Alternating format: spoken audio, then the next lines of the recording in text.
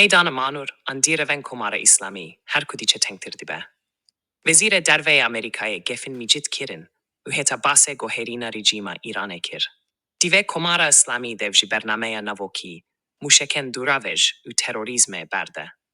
Wezîrê karên derve Amerîkayê Marco Rubio got. If Iran wants a peaceful civil nuclear program, meaning they want nuclear power plants, like other countries in the world have, there's a way to do it. And that is you build the reactors and you import enriched uranium to fuel those reactors. And that's how dozens of countries around the world do it.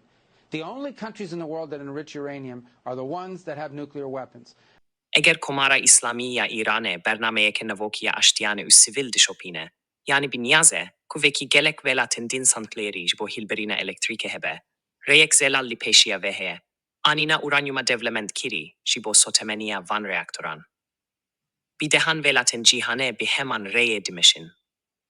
Vî got, tenê welatên ku uranyumê devlement dikin, ev in ku Swêdiyê çekin atomî ne. İran îdia dike ku ev naxwazê çekan bi dest bike. Lê di rastiyê de ev daxwazê dike ku tiştekî nedîtiye. Ev e ku yekane devleta bi çekin navokî li cîhanê be ku uranyumê devlement dike. Rubio got, baştîrin derfet ji bo Komara Islamî hatiye afirandin, û nabe Tehran ji amadebûna çavdêran bitirse, û ji wan çavdêrên Amerîkî. Then they should not be Rubio bi afraid of dengek hişyariyê inspections bi dawî by kir. inspectors of any kind, including Americans. And look, there's a win here for Iran. Okay, they can actually have real economic development, can have real investment in their country. Eger Komara Islamî ve rêyê hilnebijêre, divê bizane ku navendên navokî, parzûngeh û jêrxaneya vê ya sereke têk biçin. Encam de hejariyek berbelav û belkî jî guhertîna rejîmê be. Serokê Amerîkayê Donald Trump roja penşemê hişyarî da ku herkes an velatek ku ji Îranê neft û berhemen petrokîmyayî bikîre de jî danûstandinên bi Amerîkayê rebêke desekirin.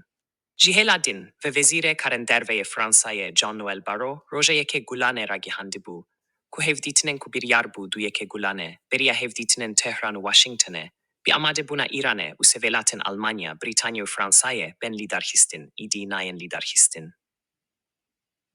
Birez Barrot ji AFP re got, diviya bû civîneke teknîkî ya plankirî berî civîna bilind a navbera doyû Îranê pêk were.